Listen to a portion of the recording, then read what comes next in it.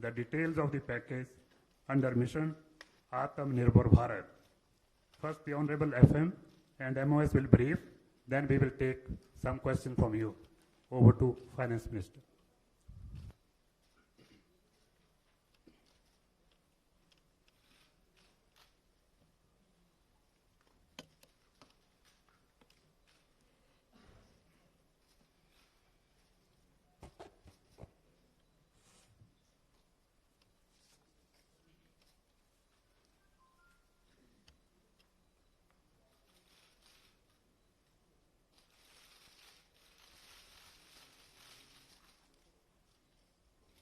Good afternoon. Can you hear me with my mask or should I remove it?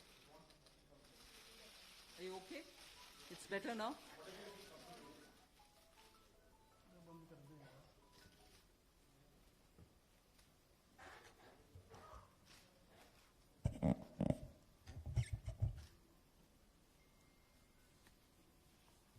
Good afternoon.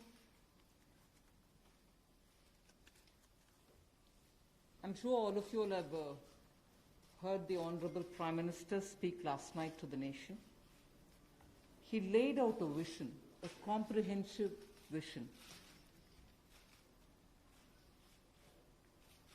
And that vision was laid out after wide and deep consultation with several sections of our society. And these discussions were held at various levels, with various ministries, and also gradually taken up to the level of the Prime Minister's office. And the Prime Minister himself has been spending considerable time to make sure that the inputs obtained are given due consideration and they form a part of the package that's being given to the country.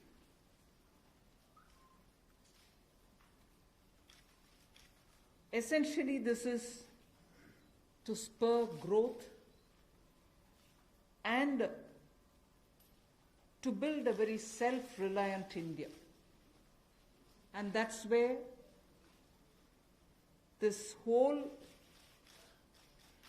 initiative is called as Atmanirbhar Bharat Abhiyan.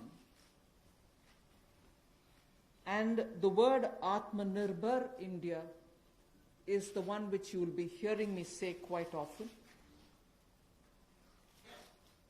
I know, coming from South India, a lot of people wondered what it actually meant.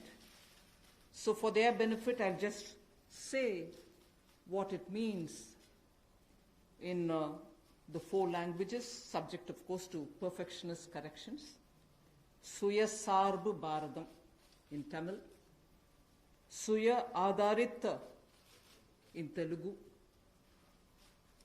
Suyam Asarittan in Malayalam, and Swayam Avalambita in Kannada.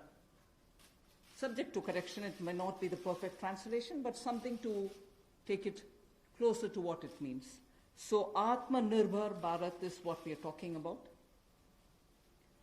And you heard the Prime Minister clearly say that this is going to be resting on 5 important pillars. 5 important pillars: the economy, infrastructure, technology-driven systems,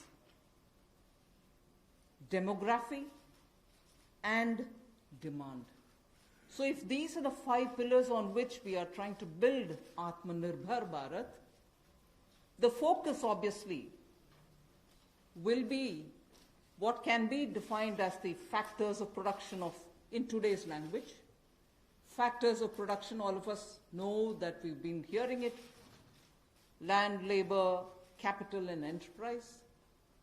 Today, we recast it, say it the same way, but then essentially referring to the very same factors of production, but in this Atmanirbhar Bharat, our focus therefore would be on those factors of production which are land, labor, liquidity, and law.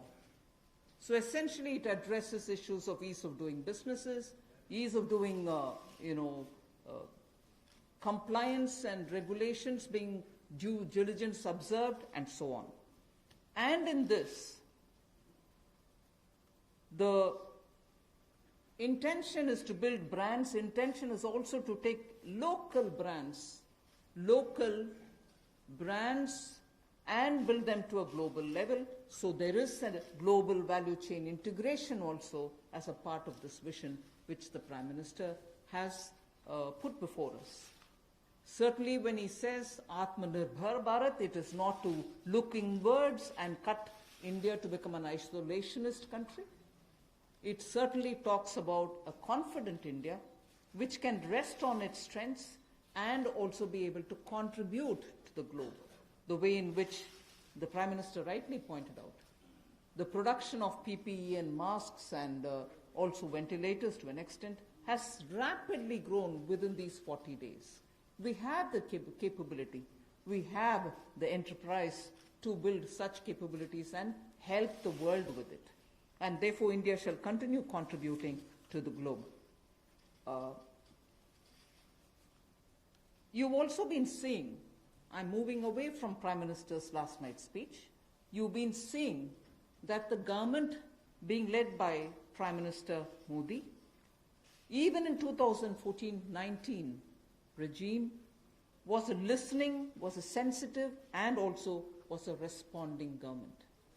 And that is why I list before you the various reform-driven steps which have been successfully taken. It's important for us to recall that now. Even as we talk about building a new India, building an India which is going to be Atmanirbhar. If I were to group them into different categories and list out what has been done by this government, even in between 2014 and 19, if you were to talk about the poor, we had the DBT-based reforms, based on which today, as we look at the migrants, look at the poor, look at the lockdown in their lives and the impact it has made in their lives, the DBT enabled us to directly put money into their accounts, and they didn't even have to go to the bank to collect it. The bank mitras were able to come and deliver the money, and therefore that reform based on Jan Dhan accounts, based on Aadhaar, and based on mobile technology has brought a revolution in this country, which many countries do recall now, and many of them are not able to do it, although India is able to do it. So for the poor, the DBT, the micro-insurance schemes, PM Awas Yojana, Ujjwala Yojana, again something which has made it possible for people to have free cooking gas in the last 3 months. It wouldn't have been possible to reach out to the poor to have their cooking gas given unless the Ujjwala scheme was so successfully implemented. Swachh Bharat Abhiyan and Ayushman Bharat. And therefore for the poor, during the last tenure, the several schemes which benefited were all reform driven. If I were to talk about agriculture in the same spirit, PM Fasal Bima Yojana, PM Kisan Yojana, which again has come off handy, that we were able to front load the money to the Kisan during this lockdown. Otherwise it wouldn't have been possible. Creating new fisheries department, Krishi Sinchai Yojana, were all aimed at bringing reform in agriculture. Similarly, talking of business and also trying to bring in better business environment. PSB cleanups happen, public sector banks clean up after a heavy load of phone banking resulting in NPAs. Public sector banks recapitalization, FDI liberalization, ease of doing business reforms, which were taken down to the third level of administration governance, IBC reforms, GST reforms, and today because of the GST reforms, you're able to see what impact lockdown is having on small and medium businesses. And finally, reforms in other areas, very quickly to recall. National Highway Authority, the TOT plans, the airport privatizations, power sector reforms, which resulted in India becoming a power surplus country from shortages always. 175 gigawatts of solar targets. Out of 86 gigawatt has already been achieved out of that number. And cleaning up of the coal mine sector. These are all things which I would want to recall here before we talk about what we are offering in the Atmanirbhar Bharat. This is the foundation. This is the credential with which the Prime Minister has always been on the side of reform, reform for better living in this country, ease of living in this country.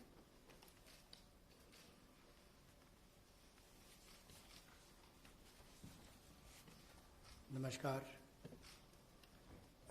कोविड-19 में देश और दुनिया के सामने बहुत सारे संकट खड़े किए और इन चुनौतियों के समय में भी भारत के यशस्वी प्रधानमंत्री आदरणीय मोदी जी अवसर देखते हैं और कहीं ना कहीं पिछले कल का उनका जो देश के प्रति संबोधन था उसमें स्पष्ट तौर पर दिखता है कि आत्मनिर्भर भारत बनाने के लिए ये जो संकल्प उन्होंने लिया है, ये जो सोच अपनी देश के सामने रखी है, इसने एक नई ऊर्जा देशवासियों में भर दी है।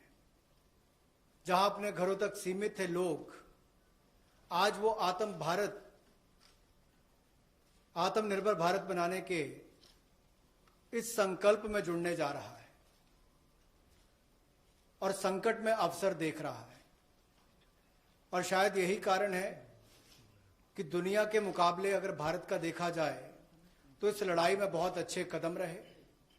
यहां तक कि दुनिया भर के देशों में दवाइयां तक पहुंचाने का भी संकट के समय में अगर किसी ने काम किया तो भारत की दवाइयों की कंपनियों ने किया, जिसमें भारत को बहुत प्रशंसा भी मिली है।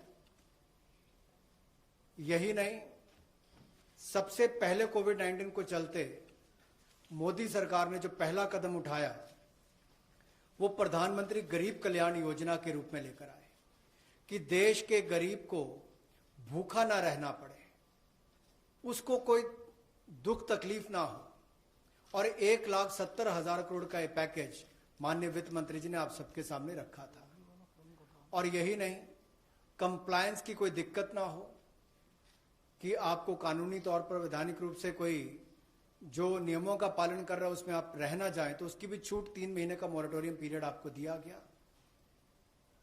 फिर आरबीआई के माध्यम से भी घोषणाएं हुई जिसमें लिक्विडिटी का फायदा आप सबको मिला, देश के करोड़ों लोगों को।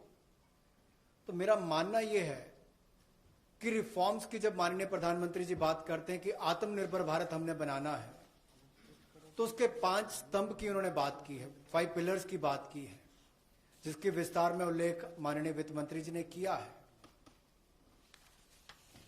मैं एक बात इसमें और कहना चाहता हूं कि ये जो हम इकोनॉमी की बात करते हैं, अर्थव्यवस्था की बात करते हैं, पहला स्तंभ आधारभूत ढांचा हमारा ऐसा हो जो आधुनिक हो। और यही नहीं, हमारे सिस्टम जो है वो 21वीं शताब्दी में हमें विश्व गुरु बना सकें, उस लायक हम बनाएं। वाइब्रेंट डेमोग्राफी की हम बात करते हैं, युवा शक्ति को हम राष्ट्र शक्ति और राष्ट्र निर्माण के रूप में लगाएं और उनका लाभ उठाएं। और डिमांड को कैसे बढ़ाना है और डिमांड सप्लाई चेन का समन्वय कैसे बना रहे और अर्थव्यवस्था आगे और कैसे बढ़े, इसके इस्तेमाल को करने की भी जरूरत है। बोल्ड रिफॉर्म्स का पूरा लेखा जोखा माननीय वित्त मंत्री जी ने पिछले 6 वर्षों का दिया है।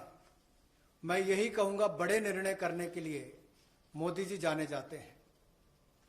चाहे वो गुजरात में आए भूकंप के समय वापस कच्छ को खड़े करने की बात हो, या आज के संकट के समय भारत में पीपीई और मास्क के निर्माण की बात हो। और कहीं ना कहीं यही सोच भारत को आत्मनिर्भर भारत बनाने जा रही है। और इस आत्मनिर्भर भारत जो मूवमेंट है, इसमें हम आप सबको जोड़ने आए हैं। 20 लाख करोड़ का ऐतिहासिक पैकेज माननीय मोदी जी ने पिछले कल घोषणा की है और प्रधानमंत्री जी ने हमें निर्देश दिया है कि प्रतिदिन अलग अलग सेक्टर्स को लेकर आप सबके बीच में आकर इसकी विस्तार में हम लोग जानकारी दें। तो माननीय वित्त मंत्री जी आपको अगली जानकारी देंगे कि आज किस सेक्टर को लेकर हम आप सबके बीच में आए हैं। लेकिन बोल्ड रिफॉर्म्स 6 वर्ष भी होती रही, अब भी होगी, जब तक भारत आत्मनिर्भर नहीं हो जाता। उस दिशा में लगातार काम चलता रहेगा। So I broadly explained about the reform steps which were taken during the previous 14 to 19 tenure of this government.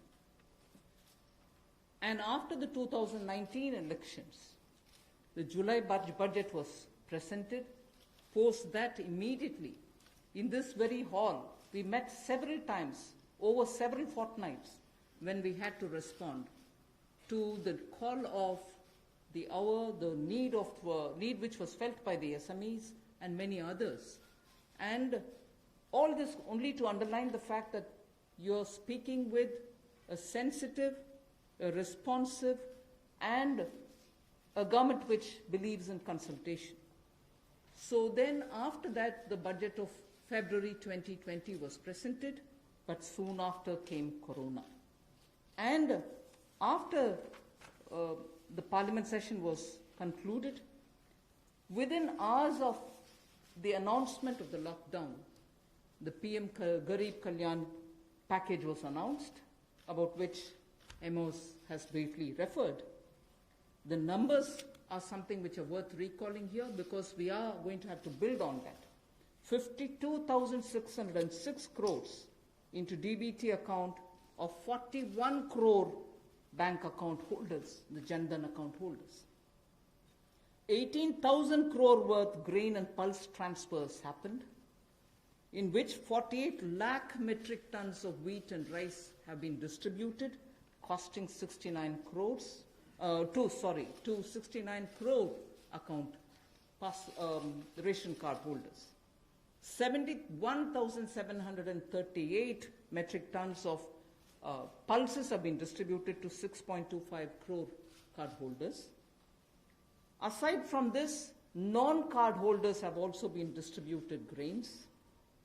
And I mentioned a minute ago about the Ujjwala scheme, which helps distribution of free cylinders. Divyang and old age pensioners have all been also given assistance. So after the lockdown, within a couple of hours, meaning within a day or two, we came with that announcement of the Garib Kalyan package. With that, there was also a compliance and also due diligence related deadline dates which were postponed so that ease of compliance could come in. Beginning today, I come over to speaking about today. Beginning today, for the next few days, I shall be coming with this entire team before you to put out the details of the vision which PM has put forth yesterday. So PM's vision for a self-reliant India, we will come with the details in various tranches beginning today, and we shall not forget in each of the tranches that we are talking about that we do have a responsibility towards the poor of this country, towards the needy of the country, towards the migrant workers of this country, the Divyang and the aged. So the tranches will of course be for all our convenience, suitably bringing grouped items which have some correlation.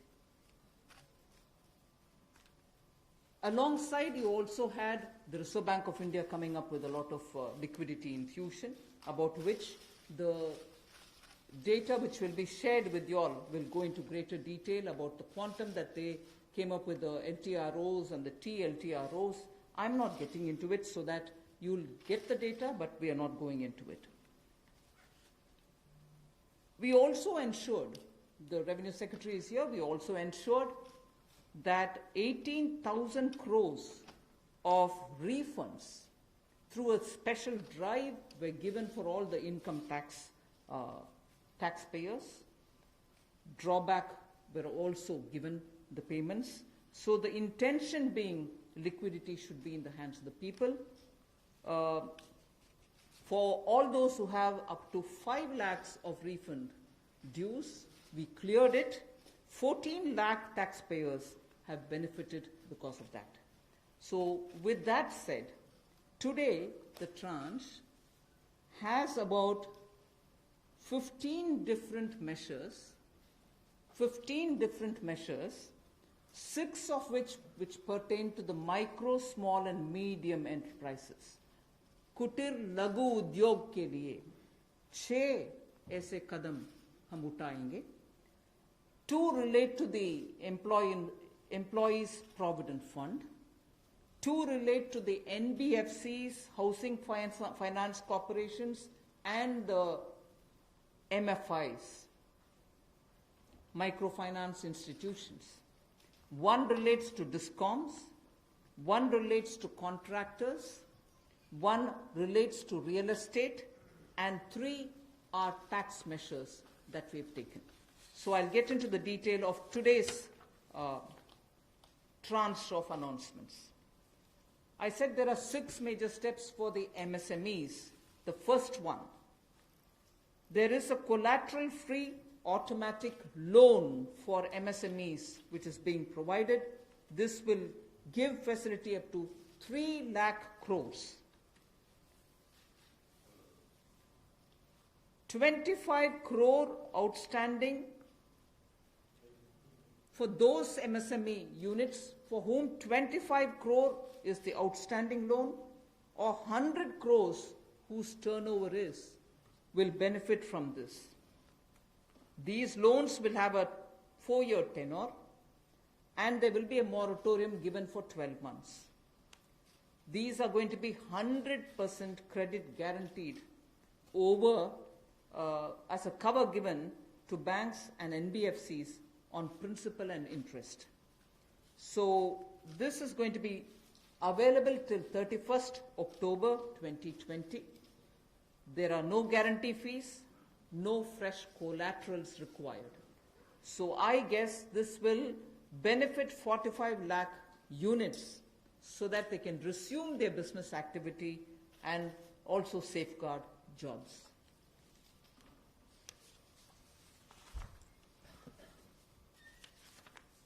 प्रधानमंत्री गरीब कल्याण योजना में जहां सबसे पहले Covid health workers के लिए 50 लाख रुपए की इंश्योरेंस पॉलिसी का प्रावधान किया गया था, वहीं पर 80 करोड़ गरीबों को 5-5 किलो गेहूं या चावल देने का प्रावधान किया गया और पूरे देश भर में पीडीएस के अलावा अतिरिक्त ये 5-5 किलो उनको दिया गया, पिछले महीने भी और इस महीने भी. इसके अलावा ये प्रति व्यक्ति 5-5 किलो था और प्रति परिवार दाल देने का भी काम किया गया 1 किलो. और इसके अलावा जो हमारे वृद्ध, विधवा, दिव्यांग हैं उनको भी जनधन खातों में सीधा पैसे डाले गए, 500-500 रुपये, 1000 रुपये उनको टोटल डाला गया. इसके अलावा जो 20.5 करोड़ जनधन योजना खाता धारक थे, ऐसे 41 करोड़ खातों में भी 52,606 करोड़ रुपया अब तक ट्रांसफर कर दिया गया है. 8 करोड़ उज्ज्वला योजना के जो उपभोक्ता हैं उनको मुफ्त में 3 महीने 1-1 सिलेंडर देने की बात हुई थी. जब तक उनको सिलेंडर की आवश्यकता है उसकी प्रक्रिया भी शुरू हो गई और दे भी दिए गए. यहां तक कि जो पीएम किसान के लिए भी 2,000 रुपया ऐसे करोड़ों किसानों के खातों में उसको ट्रांसफर कर दिया गया. तो जितनी घोषणाएं उस पीएम गरीब कल्याण योजना के अंतर्गत की गई थी उन पर सारे कदम भारत सरकार द्वारा उठाए गए और करोड़ों भारतीयों को इसका लाभ माननीय प्रधानमंत्री नरेंद्र मोदी जी के माध्यम से मिला है. जहां तक व्यापारी वर्ग की बात है, आम आदमी की बात है, कंप्लायंस का बर्डन उसके ऊपर ना आए, घर से बाहर नहीं जाते थे, तो उसके सामने जो संकट था कि वो कैसे समय सीमा रहते अपनी कंप्लायंस पूरी कर सके, उसमें भी उसको छूट दी गई और उसको भी 3 महीने आगे बढ़ाया गया, जिससे उसको लाभ मिला है. आरबीआई ने भी जो महत्वपूर्ण घोषणाएं की उससे लाखों करोड़ रुपए की लिक्विडिटी मार्केट में आई है, जिससे पूरे देश को लाभ मिला है. और इसकी जानकारी आप सबके सामने पहले भी रखी है, केवल आज एक बार फिर आपके ध्यान में लाने की जरूरत पड़ी तो उसको किया है. एक जो मीडिया के माध्यम से हमारी जानकारी हमें मिली और जो वीडियो कॉन्फ्रेंस और बाकी सब वार्तालाप बाकी लोगों से हुआ, मध्यम, सूक्ष्म, लघु उद्योग कुटीर उद्योग, घरेलू उद्योग जो है, इन सब के सामने बहुत बड़ी मुसीबत थी कि पैसों की भारी कमी थी। इन सब के लिए क्या किया जाए, ये भारतीय अर्थव्यवस्था की रीढ़ है। ये जो हमारा सूक्ष्म लघु मध्यम उद्योग है, कुटीर उद्योग है, गृह उद्योग है, इन सब का एक बहुत महत्व है। 12 करोड़ से ज्यादा लोगों को ये रोजगार देते हैं। तो ऐसे कारोबार और व्यापार करने वाले, विशेष तौर पर एमएसएमई सेक्टर जो है, इसके लिए आज एक बहुत बड़ी घोषणा है कि collateral free automatic loan 3 lakh crore रुपए का मध्यम सूक्ष्म लघु कुटीर और गृह उद्योग को मिलेगा। इसमें किसी को अपनी ओर से कोई गारंटी, कोई कोलेटरल देने की आवश्यकता नहीं है और इसका समय सीमा भी 4 वर्ष की होगी और पहले 12 महीने यानी कि पहला 1 वर्ष उनको प्रिंसिपल रीपेमेंट नहीं करना पड़ेगा, इनके मूलधन का चुकाना नहीं पड़ेगा, मूलधन को नहीं चुकाना पड़ेगा और 12 महीने की इस पे छूट रहेगी और 4 वर्ष के लिए उनको ऋण दिया जाएगा। तो 3 लाख करोड़ रुपए का ये ऋण, ये हमने बगैर किसी गारंटी, बगैर किसी कोलेटरल के भारत के मध्यम सूक्ष्म लघु उद्योग, कुटीर और गृह उद्योग के लिए मोदी सरकार ने करके दिया है। I just move to the next one, which is about a 20,000 crores subordinate debt proposition which we are bringing. If the earlier one, which was just now explained by the MOS, was for standard MSMEs who, because of lockdown, couldn't move forward because they didn't have money, they didn't have cash coming in. So for buying raw materials or paying the wages, if they had a problem, you had that emergency credit line which we spoke about just a minute ago. Now I come to talking about subordinate debt through which we want to infuse about 20,000 crores. These are meant for stressed MSMEs. So if you're providing for the standard, you're now providing for the stressed MSMEs.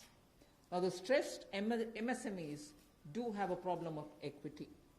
So for them, through a subordinate debt provision, we want to provide about 20,000 crore liquidity. 2 lakh MSMEs are likely to benefit from this. The functioning of the MSMEs which are NPA or are stressed, all of them will be eligible. For this subordinate debt-based scheme, NPAs or stressed MSMEs will all be eligible for this. The government will be providing about a 4,000 crore as its contribution to the MSE, the Credit Guarantee Trust, and they will be then able to provide the partial credit guarantee support to the banks, as a result of which stressed and NPA MSMEs will immediately benefit. तनाव में जो सूक्ष्म लघु मध्यम उद्योग या कुटीर या गृह उद्योग हैं, उनकी इन परिस्थितियों को देखकर गौण कर्ज या अधीनस्थ ऋण के रूप में 20,000 करोड़ रुपए का प्रावधान इन स्ट्रेस्ड एमएसएमईज के लिए किया गया है, ताकि इनकी जो कमी आती थी उस कमी को दूर किया जा सके। और इसमें भी लगभग 2 लाख से ज्यादा मध्यम लघु सूक्ष्म कुटीर उद्योग को लाभ मिलने वाला है और ये 20,000 करोड़ का गौण ऋण ये तनाव वाली एमएसएमईज को दिया जाएगा। The next of the MSME linked steps that we are taking, this is the third. There is a fund being created for infusing about 50,000 crore as equity into the MSMEs. This will benefit those MSMEs who have the potential and who are viable. So we spoke about those who are standard, we spoke about those who are NPAs and stressed. Now I'm talking about MSMEs who may be doing viable business and who need hand-holding because of the situation thanks to the COVID. So this fund with a corpus of 10,000 crores through mother fund and daughter fund framework will be able to provide the growth potential MSMEs greater support, and this we think will help MSMEs to expand their capacities, and this will also encourage them eventually to get listed in the markets which they can choose. जो मध्यम लघु सूक्ष्म उद्योग अच्छा कर रहे हैं, विस्तार करना चाहते हैं, आगे बढ़ना चाहते हैं, लेकिन उनके आकार को बढ़ाने की, क्षमता को बढ़ाने की सुविधाएं नहीं मिल पाती थी, तो उसके लिए फंड्स ऑफ फंड्स का प्रावधान किया गया है और इस फंड्स ऑफ फंड्स के माध्यम से 50,000 करोड़ की इक्विटी इन्फ्यूजन होगी, ये हम करने जा रहे हैं। इससे इन सभी अच्छा काम करने वाले मध्यम लघु सूक्ष्म उद्योगों को अपना आकार और क्षमता बढ़ाने का अवसर मिलेगा। The next one is something which all of us have been waiting for a long time, about the definition of MSMEs. I'm sure you heard from several sources that this discussion has been going on. We have now come to a stage where we can happily announce that the definition being changed is being changed in favor of the MSMEs. Because there was always this fear in very successful MSMEs also, that if they outgrow the size of what is defined as an MSME, they'll lose the benefits that they get as an MSME itself. So outgrowing this definition meant outgrowing and going out of receiving benefits. Therefore, MSMEs preferred to remain within the definition rather than grow. Now what we are coming with is a change in the definition of MSME so that they need not worry about growing in size. They will still be able to get quite a lot of benefits which otherwise, as an MSME, they had got. So now how do we change it? I told you why we are changing the definition. How are the changes being brought about? What exactly is the change which is coming in? The change is that investment limit which defined an MSME is being revised upwards. So you can be a slightly more larger invested company, but you're still going to be considered only as an MSME. And then I'll come to the amounts which is shown in the chart there. But the idea is, even with an increased investment, you'll still be defined only as an MSME. You shall not get out of the benefit which is given to you as an MSME. Second is, additional criteria to define an MSME is being brought in. And that criteria is based on turnover. So that is being brought in newly now. Earlier it was only investment size. Now investment size and or additional turnover size is being brought in.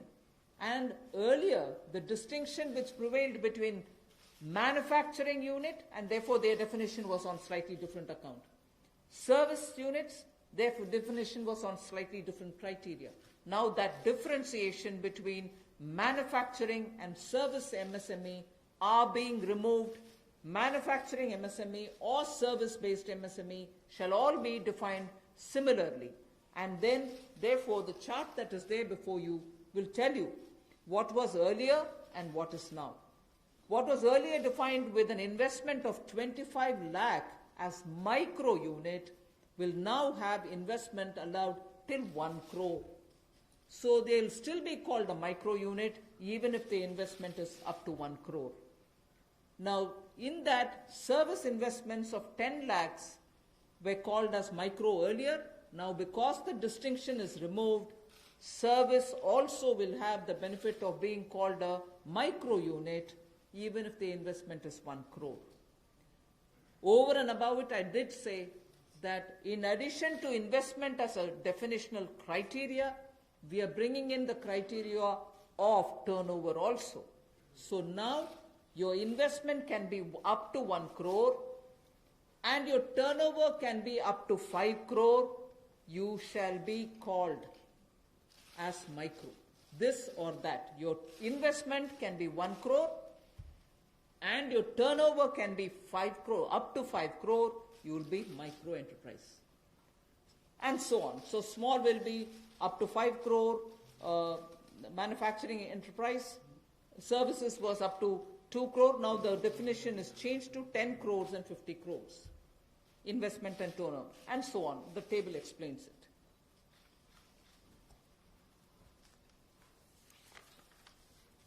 सूक्ष्म लघु मध्यम उद्योग में इसकी परिभाषा में कम दहलीज होने के कारण ये लगातार संकट रहता था कि अगर हम इससे बाहर जाएंगे तो हमें जो हमारे बेनिफिट्स मिलते हैं, लाभ मिलते हैं, उससे हाथ धोना पड़ेगा। और यही कारण था कि हमारे कुटीर सूक्ष्म लघु उद्योग कभी बड़ा बनने का सपना नहीं देखते थे, और सपना देखते भी थे तो ये जो सीमा इसके लिए रखी गई थी, कम दहलीज थी, इसके कारण ये बड़े नहीं हो पाते थे। और कहीं ना कहीं जो आज कंपटीशन है उसमें फिर ये बहुत पीछे रह जाते थे। वर्षों लंबित मांग है, वर्षों से मैं सुनता आ रहा हूं, चौथी बार एमपी बन गया, कब से शुरू हो रही, आज तक वही मांग है। मैं धन्यवादी हूं प्रधानमंत्री मोदी जी ने इस पर यह कदम उठाने के लिए कहा है। और जो पहले क्राइटेरिया था कि मैन्युफैक्चरिंग यूनिट जो है वो 25 लाख से कम इन्वेस्टमेंट की होगी तो माइक्रो में आएगा, और सर्विस एंटरप्राइज जो थी वो 10 लाख तक की अगर उसने इन्वेस्टमेंट की होगी तो माइक्रो में आएगा। अब इसमें एक बदलाव किया गया है कि निवेश की लिमिट को तो बढ़ाया ही गया है, साथ में कारोबार को भी जोड़ा गया कि आपने व्यवसाय या कारोबार कितना उस वर्ष में किया है। तो इसको इन्वेस्टमेंट को बढ़ाकर माइक्रो के लिए 25 लाख से बढ़ाकर 1 करोड़ तक की जो इन्वेस्टमेंट करेगा वो माइक्रो यूनिट कहलाएगा। और ये मैन्युफैक्चरिंग और सर्विसेज दोनों के लिए एक ही क्राइटेरिया रहेगा, तो सर्विस सेक्टर को भी माइक्रो में आने का लाभ मिला है। तो 1 करोड़ से कम निवेश करने वाले को माइक्रो इंडस्ट्री में जो 5 करोड़ तक का व्यापार कारोबार करेगा उसको माइक्रो कहा जाएगा। स्मॉल वाले के लिए 10 करोड़ तक का निवेश और 50 करोड़ तक का कारोबार करने का प्रावधान, और मीडियम जो है उसमें 20 करोड़ तक का निवेश और 100 करोड़ तक की टर्नओवर। तो आप कल्पना कीजिए कि कल तक जो शायद मीडियम वाले के लिए आता था वो आज आपके स्मॉल वाले के लिए भी उससे बेहतर ऑप्शंस आकर खड़ी हो गई। तो इससे हमारे कुटीर सूक्ष्म लघु मध्यम उद्योग को बहुत बल मिलने वाला है। एक और बैंकों का हाथ पकड़ना, पैसा देना, दूसरी तरफ से डेफिनेशन चेंज करके उनके आकार और क्षमता को बढ़ाने का अवसर देना, ये अपने आप में क्रांतिकारी कदम इस दिशा में लिया गया है। I move to the 5th step in the MSMEs. I said total 6 measures are getting announced today. Of the 6, the 5th one is that for government procurement, tenders up to 200 crores will no longer be on global tender route, meaning global tenders will be disallowed in government procurement for tenders up to 200 crores. Why is this being done? Majority of the MSMEs in India were unable to supply those big mother units, as you may call, big, large companies, who they were serving all the while. Suddenly the conditions became, based on the global tenders, unmatchable by our MSMEs. So they were disqualified from supplying to companies for whom they actually grew as ancillary units. As a result, many of our MSMEs were not anymore able to participate in supplying products to many of these large units. So by bringing this condition now, we are saying for global tenders worth 200 crores or less, particularly for government procurement, they need not be global tenders at all. So this will make MSMEs do their business with a lot more confidence and carry on with it. Self-reliant India will also then be able to serve Make in India, because small units can now be participant in government purchases. पिछली 2 slides में भी आपने देखा होगा कि कुटीर, सूक्ष्म, लघु, मध्यम उद्योग के लिए जो बड़े कदम उठाए गए हैं, 3 लाख करोड़ के कोलेटरल फ्री और कोई नई गारंटी दिए बिना एक और से ऋण उपलब्ध करवाना, उसके अलावा जो बाकी कदम उठाए गए और उनकी परिभाषा बदलने का काम भी किया गया, तो ये कदम उससे एक और स्तर ऊपर है कि ये सब बदलने के बाद उनको कामकाज जब मिले तो कंपटीशन में कहीं ना कहीं अनफेयरनेस जो होती थी, उसमें हमारे लोकल उद्योग वो पीछे रह जाते थे। तो लोकल को बल, लोकल से ग्लोबल तक जाने की बात जो कल तक प्रधानमंत्री जी ने कही, उसी दिशा में एक ये कदम है। लोकल के लिए वोकल भी, लोकल को बल भी, लोकल से ग्लोबल भी। तो ये इसीलिए ग्लोबल टेंडर जो हैं, ये 200 करोड़ तक से कम वाले जो हैं, इसमें यानी कि 200 करोड़ से कम वाले में ग्लोबल टेंडर्स नहीं होंगे। इसमें हमारे सूक्ष्म, लघु, मध्यम उद्योग को लाभ मिलेगा और कहीं ना कहीं आत्मनिर्भर भारत की जो हम बात करते हैं, उस दिशा में कदम ये भी उठाया गया है। The 6th step towards MSMEs is post-COVID, trade fairs, exhibitions are going to be very difficult. So we shall ensure that e-market linkage is provided across the board for all these MSMEs so that they're able to find their market easily in the absence of being able to participate in trade fairs which cannot be held in this environment.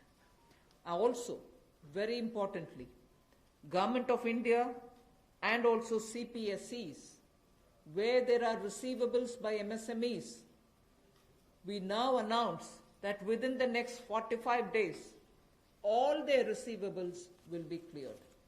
The CPSEs and Government of India will honor every MSME receivable within the next 45 days.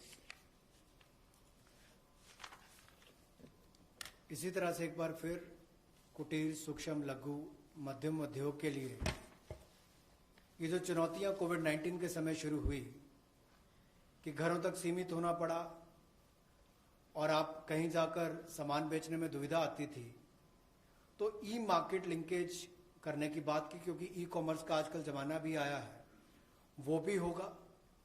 और इसके अलावा व्यापार मेलों में कैसे वो involve हो सके, उनका शामिल होना हो, प्रदर्शनियों में उनकी पार्टिसिपेशन हो सके, इसके लिए कदम उठाए जाएंगे। और जो हमारे सार्वजनिक केंद्र उपक्रम है, उसमें जो अगर उनके कोई पेंडिंग पेमेंट्स है, सरकारी है या PSUs में है, उनको भी अगले 45 दिनों में बल देकर वापस उनकी पेमेंट हो, ऐसा प्रयास किया जाएगा ताकि जल्द से जल्द उनकी पेमेंट हो, ताकि उनको राहत मिल सके। I now move to talking about EPF. You were aware during the Pradhan Mantri Garib Kalyan package, some measures were extended for the EPF. In that, we had said units which have 100 workers, 90% of whom are earning less than 15,000 rupees, will be able to draw from their EPF from the funds because they needed money in their hands. We have now, and for the 3 months, the payment of EPF also was given relaxation.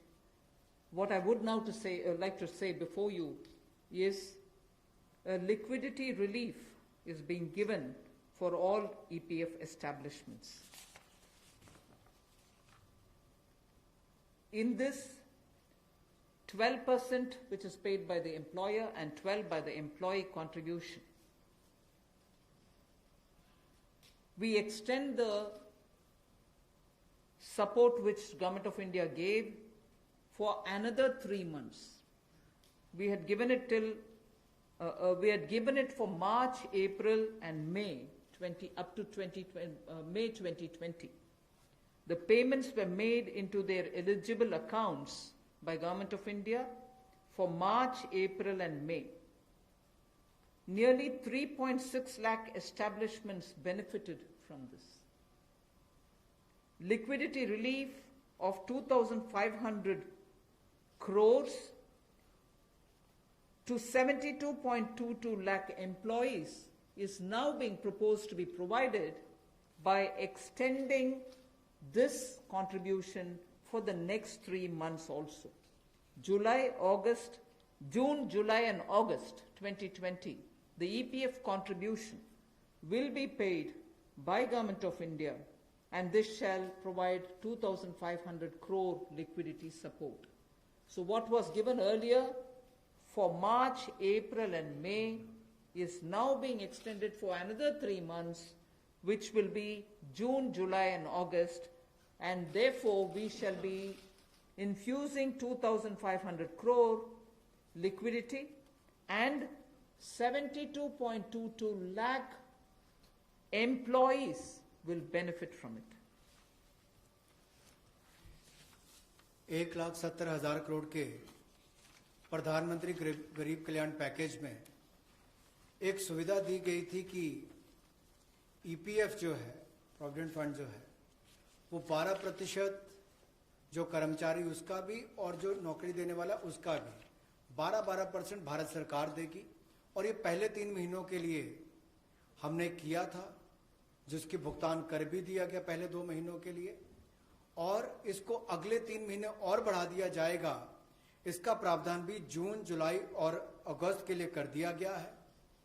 3,67,000 ऐसी संस्थाओं के 72,22,000 ऐसे कर्मचारियों को इसका लाभ मिलेगा, जब कर्मचारी का 12% हिस्सा भी और नियोक्ता जो नौकरी देने वाला है उसका 12% हिस्सा भी भारत सरकार देगी, और ये कुल मिलाकर 2500 करोड़ के लगभग का लाभ इनको मिलेगा।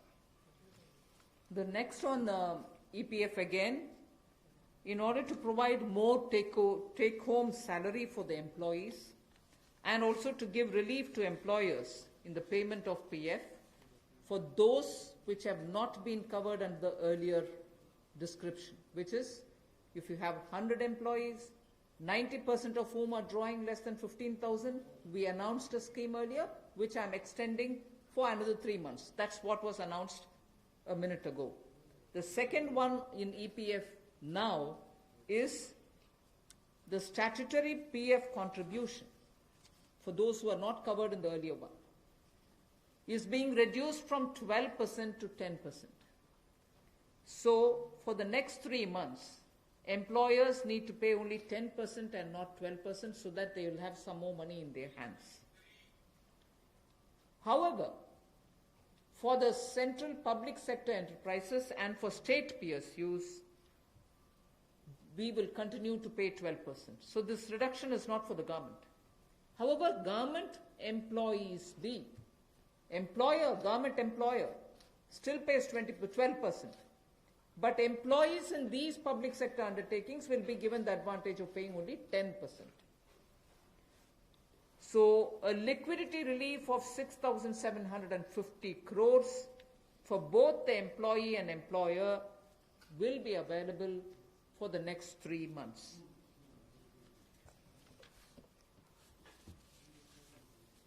एक और प्रावधान, क्योंकि आज के समय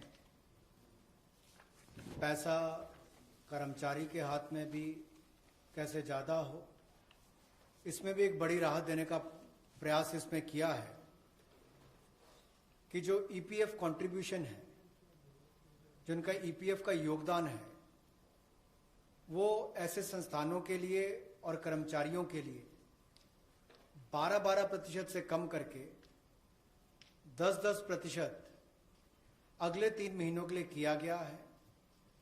इससे कर्मचारी भी और संस्थान दोनों को लाभ मिलेगा। लेकिन जो सरकारी हमारी संस्थान है, सेंट्रल पीएससीज हैं, इनके लिए 12% ही रहेगा, उसमें कोई बदलाव नहीं किया गया है। तो इससे कुल मिलाकर 6,750 करोड़ रुपए का लिक्विडिटी सपोर्ट इनको मिलेगा और एक तरह से 6,750 करोड़ रुपए ज्यादा इनके हाथ में आएगा। The next one is about non-banking financial companies, housing finance corporations, and microfinance institutions. We have been hearing in spite of a lot of steps which the RBI took, in spite of all the provisions that we made between the July budget and the February budget, it was felt that the NBFCs were not able to get enough resources.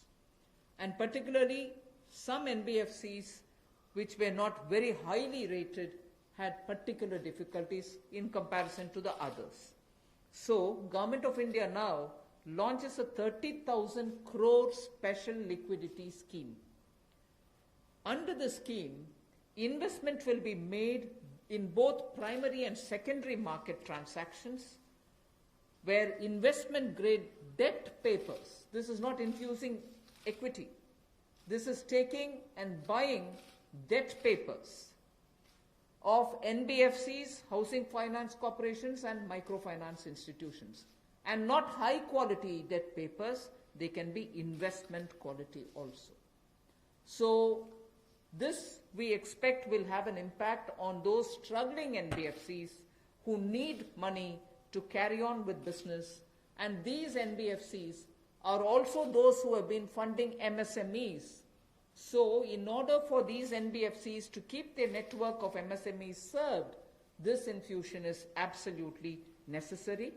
And these securities with which you're going to buy these debt papers will be fully guaranteed by Government of India. They will be fully guaranteed by Government of India. We hope that this will also bring in a lot of difference for NBFCs who have access to small and micro units, and therefore we want to ease the flow of credit through these NBFCs who have only not so good debt papers in their hands. गैर banking वित्तीय कंपनियां NBFCs या फिर हमारे housing finance companies और micro finance institute, इन सब के लिए जो इनके पास लिक्विडिटी की कमी आती थी, धन का अभाव होता था, उसके लिए ये नई योजना लेकर आए हैं जिसमें 30,000 करोड़ रुपए का विशेष तौर पर प्रावधान किया जाएगा। स्पेशल लिक्विडिटी स्कीम ये होगी जिससे इनके धन की आपूर्ति भी होगी और इसके माध्यम से जहां एक और हाउसिंग सेक्टर को बल मिलेगा, एमएसएमई सेक्टर को बल मिलेगा, उसका भी लाभ हमारी अर्थव्यवस्था में और नीचे आम आदमी को पहुंचेगा और इसका पूरी तरह से गारंटी भारत की सरकार देगी। The next facility also for the NBFCs is to give 45,000 crore liquidity infusion through a partial credit guarantee scheme for the NBFCs in particular. This is an existing scheme, but we are expanding its scope.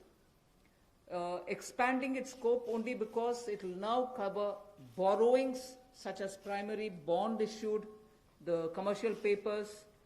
So all these will constitute the liability side of the balance sheet, but we are getting into that area also. But in this case, as different from the previous one, 20%, the first 20% loss alone will be borne by the guarantor, which is Government of India. The first 20% loss. So in this again, AA rated papers below and also below that will all be included. Even unrated papers will be eligible for investment. This we think will help many of the microfinance institutions, and with this, if money goes into their hands, even based on unrated papers, we guess they will have liquidity to reach out to the MSMEs who may be in the far-flung areas. जहां पहली 30,000 करोड़ की liquidity guarantee scheme लेकर आए थे, NBFCs के लिए, एचएफसीज और MFIs के लिए, वहीं पर अब आंशिक ऋण गारंटी योजना ये लगभग 45,000 करोड़ रुपए की एनबीएफसीज का इसमें प्रावधान किया गया है। इसमें भारत सरकार गारंटर होगी, जो 20% का नुकसान इसके द्वारा वहन किया जाएगा। और यही नहीं, इसमें AA पेपर और इससे भी नीचे वाले जो है उसको भी इसमें पैसा मिल पाएगा, ऋण मिल पाएगा। और इसके अलावा जो अनरेटेड पेपर एलिजिबिलिटी है इन्वेस्टमेंट के लिए, वो भी इसमें प्रावधान किए गए हैं ताकि ज़्यादा इसका स्कोप बढ़ सके, ज़्यादा लोगों को इसका लाभ मिल सके और कुल मिलाकर इससे भी नई लैंडिंग जो है यानी कि कर्जा दिया जा सके सूक्ष्म लघु मध्यम उद्योग को और आम नागरिकों को भी मिल सके, उसके लिए इसका प्रावधान किया गया है। I move over to talking about the DISCOMs. DISCOMs today are facing unprecedented cash flow problems. They desperately need help. Otherwise, they are unable to pay the power generating companies. You know, all the states, DISCOMs are in serious crisis. So in order to help them, there is a emergency liquidity injection, which is happening to the extent of 90,000 crores. Now the Power Finance Corporation, REC, the Rural Electrification Corporations, both of them put together will infuse liquidity of 90,000 crores to all the DISCOMs against all the receivables that they have. They're sitting there without getting paid. In turn, they are not able to pay the GENCOs. In turn, the GENCOs are wondering where they will have more money to pay for producing electricity. And at a time when we are talking about Atmanirbhar Bharat, at a time when we are also rightly claiming the credit for having made India a surplus power generating country, we've reached a stage where DISCOMs don't have money because they're sitting with receivables. So we are now making a provision, a one-time provision, for PFCs and RECs to infuse that money into the DISCOMs against their receivables, and who in turn, this will be done with the state issuing guarantees. The guarantee, the amount which is being infused on guarantees being given by states. Now, obviously, having received that infusion of money, the DISCOMs will pay the GENCOs. GENCOs in turn will clear their dues and keep the cycle moving. Now, what does this do to the customer? The customer, we want the benefit to be passed on to the customer. We are in fact telling the central public sector generation companies that they shall give rebate to those DISCOMs which shall pass these benefits to the final customer. So we are making it clear to the central public sector generation companies that on receiving the money from the DISCOMs, they should be able to pass it on again back to the consumers. So this is a one-time infusion of liquidity for cash-desperate DISCOMs.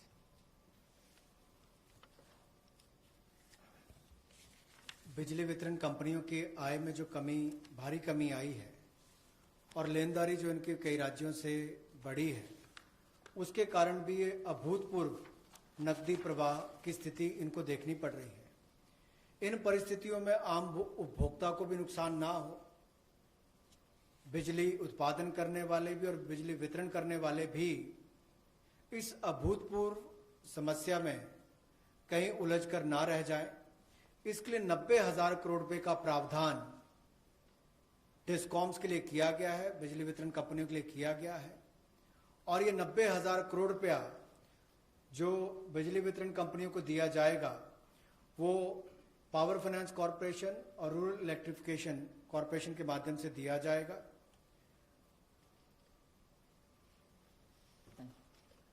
I move over to the next, which deals with contractors. All Government of India agencies, such as the railways, road transport, highways, CPW, etc., will now give 6 months extension without any cost to the contractors, so that extension should cover construction work or goods and services contracts that they have with central government agencies. They can take additional 6 months to comply with the contract conditions.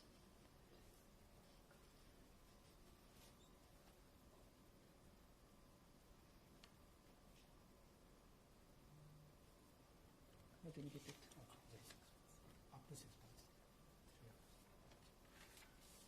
So the extension is up to 6 months, is what I'm being told. Okay. Covers construction. This shall cover construction work or cover even goods and services contracts. It will also cover completion of works and intermediate milestones that they may have. This will also cover and extend concessional period which is given in PPP contracts. So even the concessional periods will get extended up to 6 months. And in order to facilitate greater liquidity which they can obtain, government agencies will partially release bank guarantees to the extent of the partially completed contracts. So if a particular contract is completed to some extent and not fully, to that some extent, the partial bank guarantee will also be released so that the cash flow will improve. जहां एक और पहले 200 करोड़ तक के tenders global नहीं होंगे, एक वो राहत दी गई। अब उसके बाद जो अभी काम हमारे कॉन्ट्रैक्टर्स कर रहे हैं देश भर में, चाहे वो रेलवेज का हो, सड़कों का हो, हाईवेज का हो, सेंट्रल पब्लिक वर्क्स का हो, अलग अलग डिपार्टमेंट्स के हों, क्योंकि कोविड के कारण ये समस्या खड़ी हुई, तब उनको 3 महीने से ज़्यादा 6 महीने तक की राहत इसमें दी जा सकती है एक्सटेंशन के रूप में, ताकि उनको कोई खामियाजा ना भुगतना पड़े। और जो ऑब्लिगेशंस थी उनकी, उसके कारण दिक्कत आ सकती थी, इसलिए प्रावधान किया गया है ताकि मुकदमेबाजी या बाकी सब ना हो और मानसिक रूप से भी ठीक रहे और अच्छा काम करके समय पर पूरा कर सकें। तो 6 महीने तक की इनको राहत दी गई। और यही नहीं, जो पीपीपी कॉन्ट्रैक्ट है उसमें भी जो कंसेशन पीरियड है उसमें भी ये राहत 6 महीने तक की दी जा सकती है, पर मैक्सिमम जो है 6 महीने तक हो सकता है। केस टू केस मैटर करेगा। और जो सिक्योरिटी दी जाती थी पार्शियल, उसको रिलीज किया जा सकता है आंशिक रूप से। मान लीजिए मैं कोई ठेका लिया है, 70% किसी ने काम किया और उसके एवज में उसकी आंशिक रूप से वो बैंक गारंटी को वापस किया जा सकता है, ताकि उसके पास और लिक्विडिटी और काम करने के लिए आ सके। एक बहुत बड़ी राहत इस तरह से कॉन्ट्रैक्टर्स को भी देश भर में देने का एक प्रावधान किया है। 80% की होगा तो उसके अनुसार, 60% की होगा तो उसके अनुसार, लेकिन कुल मिलाकर उसके पास पैसा ज्यादा आए ताकि वो काम काज में उसको कहीं दिक्कत ना आए। I've come to the last two of today's announcements. One relate to the real estate, which is what I'm doing now. The next has direct taxation related reliefs, which has 3 different aspects. So the last two, one is on the real estate and the next is on the taxation. In the real estate matter, the Urban Development Ministry shall issue advisory to the states and the union territories so that the regulatory authorities are given clear picture that they can treat the COVID-19 period as an event where you can invoke the force measure. In other words, they can treat it as an act of God, and to that extent be flexible about the execution of the contract signed. This will also mean that with the necessary changes, they will have to issue fresh project registration certificates. They can extend the registration and the completion dates. Suo motu, they can do it by 6 months for all registered projects, expiring on or before 25th March 2020. So using the force measure clause, they can suo motu extend the registration and completion date by 6 months if the project was registered on or after 25th March 2020. So there need not be individual applications separately for it. They can suo motu do it. They can also issue fresh project registration certificates automatically with revised timelines. So this way, people who had entered into a contract and got fixed because of the coronavirus will not suffer. These measures, we think, will de-stress developers and real estate industry which is already in difficulty, will benefit with the new timelines. कोविड-19 का प्रभाव हमारे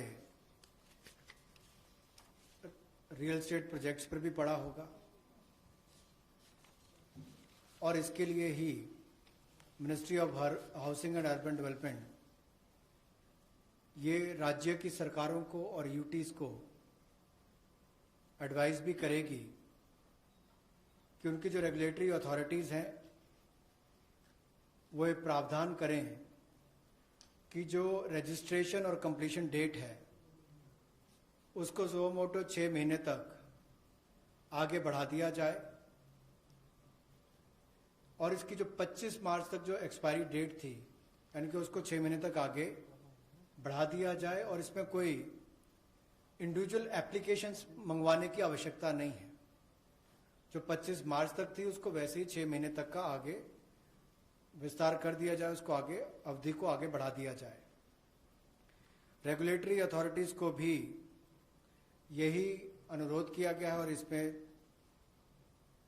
ministry of housing and urban affairs के माध्यम से जाएगा कि 3 महीने तक पीरियड उसको भी आगे बढ़ा दिया जाए और जो फ्रेश प्रोजेक्ट रजिस्ट्रेशन सर्टिफिकेट्स हैं वो भी रिवाइज टाइमलाइंस के साथ दे दिए जाए।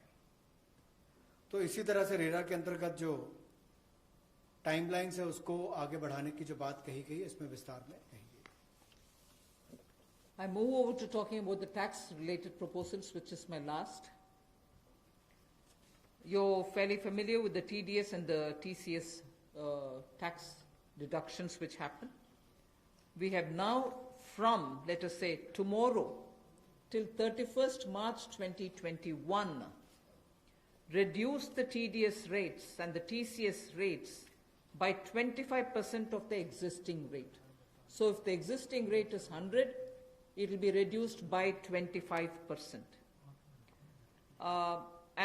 This shall apply to all payments, if they are payment for contracts or professional fees or interest or rent or dividend or commission or brokerage. All of these will be eligible for this 25% rate reduction. Through this, and as I said, this will be coming into force from tomorrow and last till March 31st, 2021. And this we think, this reduction we think will release nearly 50,000 crores in the hands of the people who otherwise would have paid it as TDS.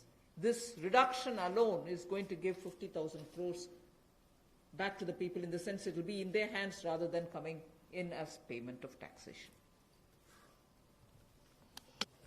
जो TDS rates हैं वो सभी non salaried payment वालों को, residents को, और TCS rate जो है उसमें 25% की कटौती की गई है फाइनेंशियल ईयर 2020-2021 के लिए, और इससे 50,000 करोड़ रुपए का लगभग लाभ आम जनता को मिलने वाला है। यानी कि अगर मेरा 100 रुपया बनता था तो मैं 100 रुपये की बजाय अब 75 रुपये दूंगा और उसमें 25% की कटौती की गई है। तो एक बहुत बड़ी राहत गैर वेतनभोगी इन सबके लिए, non salaried payment to residents, इनके लिए की गई है। The next is a set of dates which are getting extended for direct tax, some of the measures that we are taking. All pending refunds to charitable trusts and non-corporate businesses and professions, including that of proprietorship, partnership, LLP and cooperatives, shall be issued immediately. I did mention at the beginning that we have already refunded quite a lot of refunds which were either 5 lakhs or lesser to individuals who waited for their refund for a long time, and through that nearly 14 lakh people had benefited. Now we are saying that the pending refunds of all charitable trusts, non-corporate businesses, professions, proprietorships, partnerships, LLPs and cooperatives, many of whom can be very small, Many of these are in cooperative sectors, many are MSMEs, many are small partnerships. All their refunds will be given immediately, which will mean that they will get their due money, that's their money, they will get it back in their hands without any delay. Then the due date of all income tax returns for the year 2019-2020 are now being extended from 31st July 2020 and 31st October 2020 to 30th November 2020, and tax audits from 30 September 2020 is being changed to 31st October 2020. So that is a measure which will help people not to worry about how they are going to do their compliance, will they be able to file their returns or not. So that is a step which we take. And the last one, which also is a taxation related measure, is the date of assessments getting barred, because assessment time gets barred with a certain date. We are conscious of it, we have taken cognizance of it, so we are saying date of assessments getting barred as on 30th September 2020 is now being extended to 31st December 2020. So 3 months extension is being given so that date of assessment doesn't get barred as of September 2020, it can wait till December 2020. And also, those getting barred on 31st March 2021, we are saying this in advance, those getting barred as of 31st March 2021 are being extended to 30th September 2021. They're a clear, again 6 months extension for those March. We are telling that in advance. 31st March 2021, which we are getting debarred, will now be moving over to 30th September 2021. And the last point that I would want to share with you all for this evening is, you know, we've launched this Vivad Se Vishwas scheme for making payment, and there was a component that you had to pay 10% extra if it is beyond a certain date. Now, without any additional amount which is to be paid, in total, the whole Vivad Se Vishwas scheme is getting extended up to 31st December 2020. And for this extension, no extra payment is being asked. So the entire Vivad Se Vishwas moves over to 31st December 2020. 5 lakh तक के refund 14 lakh से ज़्यादा लोगों को अब तक वापस कर दिए गए थे। उसके अलावा जो उससे ऊपर वाले उसकी भी प्रक्रिया शुरू, और बहुत सारे लोगों को वो भी वापस कर दिए गए हैं जो रिकॉर्ड समय के अंदर किए गए। अब इसके अलावा जो पेंडिंग रिफंड्स हैं, चाहे वो चैरिटेबल संस्थाओं के हों, ट्रस्ट के हों, या नॉन कॉरपोरेट बिजनेस या प्रोफेशंस के हों, यानी कि प्रोप्राइटरशिप, पार्टनरशिप, एलएलपी, कोऑपरेटिव्स, इनको भी जल्द ही इनके रिफंड्स इशू कर दिए जाएंगे ताकि पैसे की कमी कहीं पर ना आए। इनकम टैक्स की रिटर्न के लिए जो ड्यू डेट थी वित्तीय वर्ष 2019-20 के लिए, उसको 31 जुलाई 2020 और 31 अक्टूबर 2020 से बढ़ाकर 30 नवंबर 2020 कर दिया जाएगा, और टैक्स ऑडिट को भी 30 सितंबर 2020 से बढ़ाकर 31 अक्टूबर 2020 कर दिया जाएगा। जहां तक डेट ऑफ असेसमेंट की बात है, ये भी वर्जित हो रही थी 30 सितंबर 2020 को, इसको भी एक्सटेंड कर दिया जाएगा 31 दिसंबर 2020 तक, और जो वर्जित हो रही थी 31 मार्च 2021 को, इसको 30 सितंबर 2021 तक बढ़ा दिया जाएगा।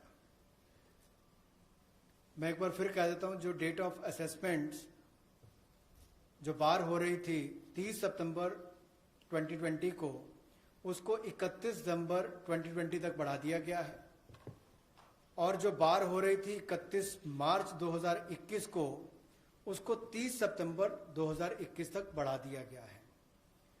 विवाद से विश्वास स्कीम बजट के समय भी हम लाए थे, लेकिन अभूतपूर्व परिस्थितियों के चलते इसको भी जिनको पेमेंट करनी है कोई अतिरिक्त पेमेंट ना किए बिना, एडिशनल अमाउंट दिए बिना इसको 31 दिसंबर 2020 तक एक्सटेंड कर दिया गया है, ताकि आप 31 दिसंबर तक पेमेंट कर सकते हैं। उसमें आपको कोई अतिरिक्त पेमेंट नहीं करनी पड़ेगी। मैं धन्यवाद करना चाहूँगा फाइनेंस मिनिस्टर का, MOS फाइनेंस का, for detailed briefing to all of us on these particular subjects. Madam, with your permission, 2 questions we are going to take online and 4 questions we can take from the hall here. So first I take the question online. How does the government plan to finance rupees 20 lakh crore stimulus?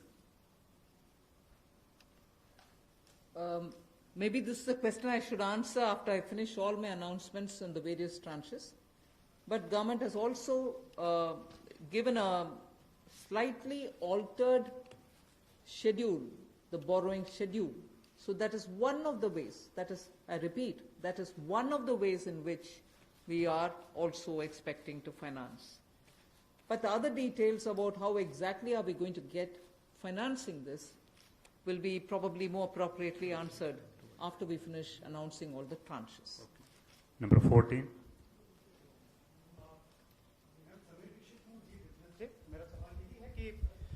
Borings को लेकर के पहला सवाल था, इस पे थोड़ा सा अगर आप और बताना चाहें कि इतने बड़े पैकेज के लिए सरकार फिलहाल बोरिंग को लेकर के क्या योजना है, आने वाले वक्त में किस तरीके का और प्रावधान करने की योजना है, और दूसरा ये कि जो बैंक गारंटी, जो लगातार बैंक पिछले 2-3 महीने में ये बात को लेकर के चिंतित थे कि कुछ सेक्टर्स पर लोन देने के लिए वो ज्यादा पॉजिटिव नजर नहीं आ रहे थे और बैंक गारंटी, सरकार से गारंटी को लेकर के वो लगातार अपील कर रहे थे। ऐसे में आपको लगता है कि इस बड़े पैकेज के बाद में बैंक की तरफ से लोन देने की शुरुआत हो पाएगी और लिक्विडिटी फ्लो की जो कोशिश है उसको कामयाबी मिलेगी? मैं आपके सेकंड क्वेश्चन को जवाब दे देती हूँ, बट फर्स्ट क्वेश्चन अब शायद दोबारा बोलना पड़ेगा, मैं ध्यान से शायद सुने नहीं। सेकंड क्वेश्चन के लिए मैं जवाब ये दे रही हूँ कि ये गारंटी का विषय जो आपने उठा रहे हैं कि बैंक से भी मांग था, उसके लिए तो आज गारंटी का विषय भी हमने घोषणा कर चुके हैं। सो उसके कारण हम ये मानते हैं कि बैंक्स में थोड़ा और तैयारी होगी, मगर वैसे भी पिछले एक सप्ताह से बैंक सेक्रेटरी इधर देवशीष पांडा जी हैं, लगातार कितने बैंक से क्रेडिट जा रही है, किन को जा रही है, MSME की जा रही है, रिटेल सेक्टर को जा रहे हैं, ये विषय हम फिनेंस मिनिस्ट्री के हैंडल से और PIB के द्वारा भी जानकारी देते आ रहे हैं। इसमें हम स्पष्टता से ये समझें कि बैंक्स लोन देने से संकोच नहीं कर रहे हैं। सैंक्शन किए हुए लोन्स हैं जिसमें बैंक का ये कहना है कि सैंक्शन करने के बाद भी कस्टमर आकर के लॉकडाउन खत्म होने के बाद हम आकर लेंगे, प्लीज तब तक आप पैसा रिलीज ना करें, ऐसे रिक्वेस्ट कस्टमर रख रहे हैं बैंक के सामने। मैं ये नहीं कह रही हूं सभी कस्टमर्स ऐसे बोल रहे हैं, मगर ज्यादातर कस्टमर्स ये बोलने की वजह से सैंक्शनड लोन का विवरण हम दे रहे हैं हर 2 दिन के एक बार, फिर भी वो अमाउंट रिलीज क्यों नहीं होता। और ये भी प्रश्न उठते हैं कि क्यों बैंक्स रिवर्स रिपो में, रिजर्व बैंक में लगातार पैसा डाल करके आ रहे। कारण यही है कि सैंक्शन करने के बाद भी क्लाइंट्स उनके अपने चॉइस पर कह रहे हैं कि लॉकडाउन निकालने के बाद, हटने के बाद हम पैसा रिलीज करवाएंगे आपसे। सो ये भी है विषय, हम इसका पूरे हर पहलू अंडरस्टैंड करने का आवश्यकता है।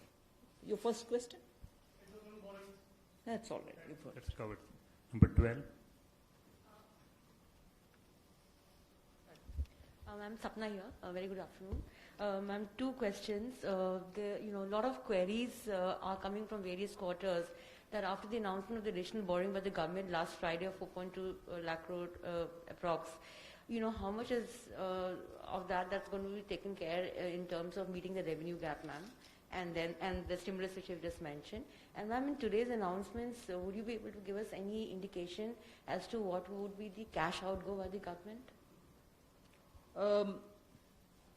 I think your first question is largely addressed already about where are we going to get the money from, and is the debt market going to be able to, receive the announcement that's been made by the government last Friday? Yes, you're seeing how the market is responding, and that's no secret. It's not something anyone can hide. It's public domain information. I have broadly indicated the amounts. But in any case, end of the all the announcements, 4 or 5 announcements, you'll get to know. And in any case, the Honorable Prime Minister has clearly said what is the total size of the stimulus package. Ma'am, related question online hai. Does the package announced by the Prime Minister yesterday is a standalone one, or it is inclusive of earlier package of 1.7 lakh crore and the other security item 65 lakh crore liquidity measures announced by the RBI? Does this all? As I said, whoever has asked that question online can wait till all the announcements are made. Number 9.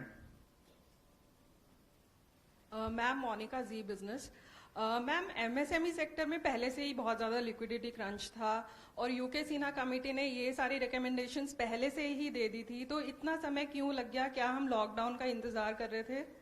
और दूसरा ये कि अप्रैल के GST numbers अभी तक नहीं आए हैं, तो एमएसएमई सेक्टर से काफ़ी कंप्लेंट्स आ रही हैं और वो काफ़ी रिक्वेस्ट कर रहे हैं कि एक जीएसटी एमनेस्टी स्कीम उनके लिए आ जाए, तो क्या हम उसकी आशा कर सकते हैं? एमएसएमई के लिए अभी इतनी सारी घोषणा, पता नहीं मुझे क्यों आप उसको लॉकडाउन के लिए हम कौन इंतजार करते हैं जी लॉकडाउन के लिए? आप क्षमा कीजिए, मुझे कैसे उसका जवाब देना है पता नहीं चल रही है। मगर एमएसएमई के लिए हम धीरे धीरे जुलाई बजट में भी घोषणा किए, उसके बाद पार्शियल गारंटी का अनाउंसमेंट भी हुआ, फरवरी के बजट में भी एमएसएमई के लिए बहुत सारे कदम हमने उठाए, और अभी कॉम्प्रिहेंसिवली स्ट्रेस्ड हो, एनपीए हो, सस्टेनेबल और वायबल यूनिट्स हो, उन सब के लिए अलग अलग हिस्से पर एमएसएमई के लिए स्टेप्स उठा रहे हैं। और जीएसटी रेवेन्यू के ऊपर रेवेन्यू सेक्रेटरी को मैं बोलूंगी कि प्लीज।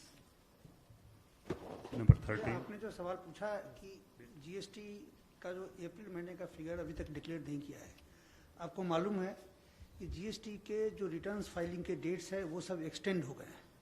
एक बार जब अगर एक्सटेंड कर दिया जाए कि हमने बहुत सारे रिटर्न्स कहा है कि जून तक भरना है, या जो 5 करोड़ से ज़्यादा के जो लोग हैं उनको भी हमने टाइम दिया है, तो एक्सटेंशन देने के बाद अब जो ये जो फिगर्स है इसके बारे में स्पष्ट स्थिति जो है सो हमें 30 जून तक ही मिल पाएगा हमें।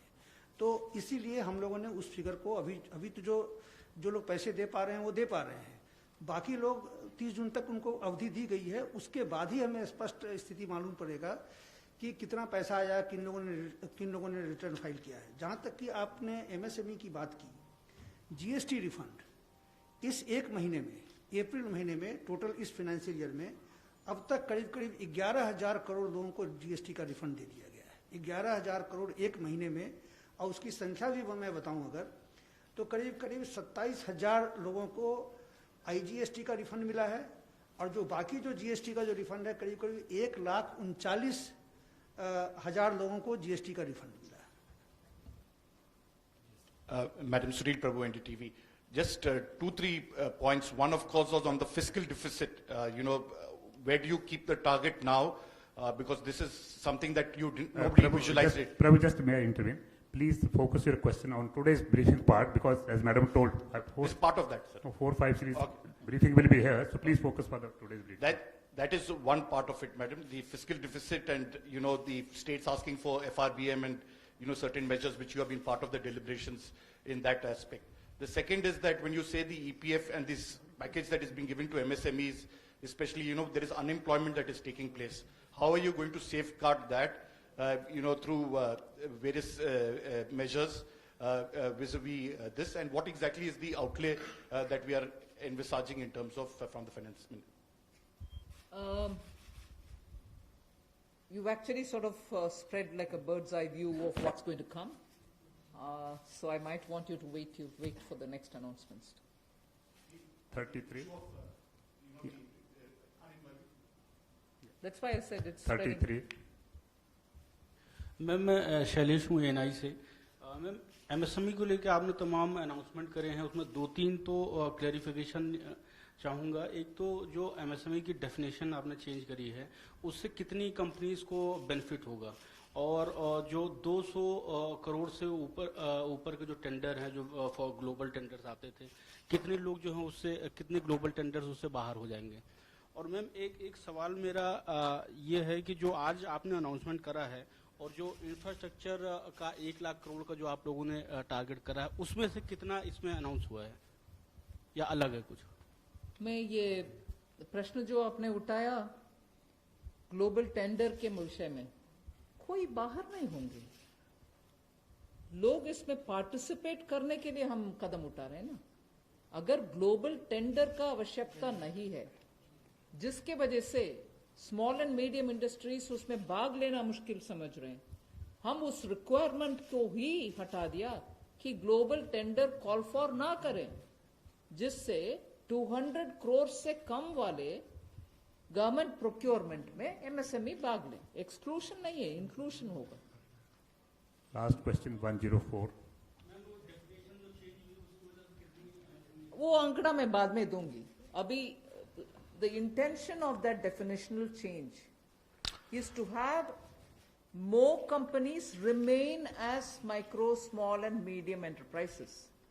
Growing के वजह से वो इस definition से बाहर ना हो जाएं, इसके लिए कितने यूनिट बेनिफिट होंगे, if anybody of the secretaries have that information they can give, नहीं तो हम आपको कैलकुलेट करके देंगे कितने यूनिट इससे दोबारा एमएसएमई के डेफिनेशन के अंदर आएंगे।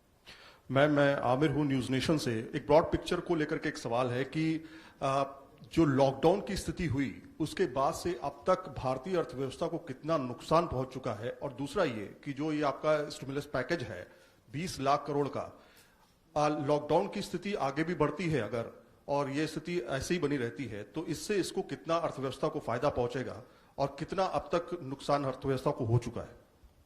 आप दोनों प्रश्न इतना स्पेकुलेटिव प्रश्न पूछ रहे हैं, मेरे से जवाब देना मैं आसान नहीं समझ रही हूँ।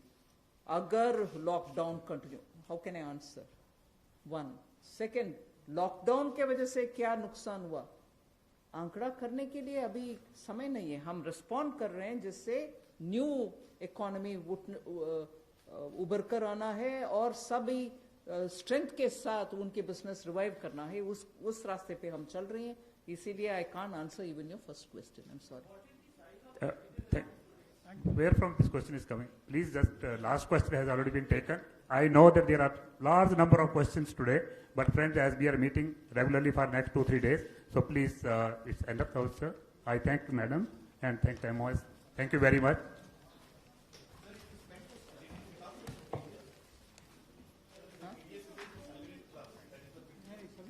No, everybody, regular salary वाले भी, non-regular salary वाले भी. It's not.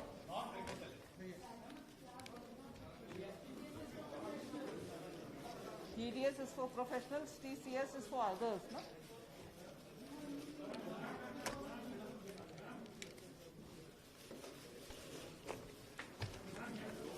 Thank you.